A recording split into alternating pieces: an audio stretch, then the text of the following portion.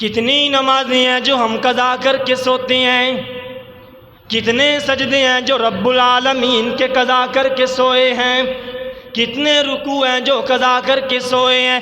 اللہ کے پیغمبر نے فرمایا کفر اور اسلام کے درمیان فرق کرنے والی نماز ہے۔ جو انسان نماز چھوڑ دیتا ہے وہ رب العالمین کے کاغذوں میں کافر لکھا جا چکا ہے، چاہے اپنے شناختی کارڈ پر مسلمان لکھواتا رہے، لیکن رب العالمین کے پاک پیغمبر نے فرمایا من ترک الصلاۃ متعمدا فقد کفر۔ جو انسان جان بوجھ کر نماز چھوڑ دیتا ہے وہ عملی طور پر کافر ہو جاتا ہے، عملی طور پر کافر ہوگا۔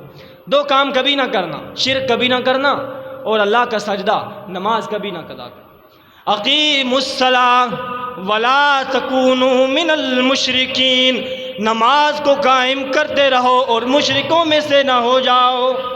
یہی ہے، یہ اس آیت کی تفسیر رسول اللہ نے فرمائی کہ کفر اور اسلام کے درمیان فرق کرنے والی نماز۔ میرے دوستو، یہ پہلی محبت ہے رب العالمین کی۔ اس کا یہ تقاضا ہے کہ جب رب العالمین ہمارے ساتھ بے لوث محبت کرتے ہیں تو پھر ہمارا بھی حق بنتا ہے کہ اپنے رب کے ساتھ کبھی شرک نہ کیا جائے۔ یہ میں نے وہ چیزیں بتائیں جو اللہ کبھی معاف نہیں کرے گا۔ اب ایک حدیث سناتا ہوں کہ اللہ کیا معاف کر سکتا ہے۔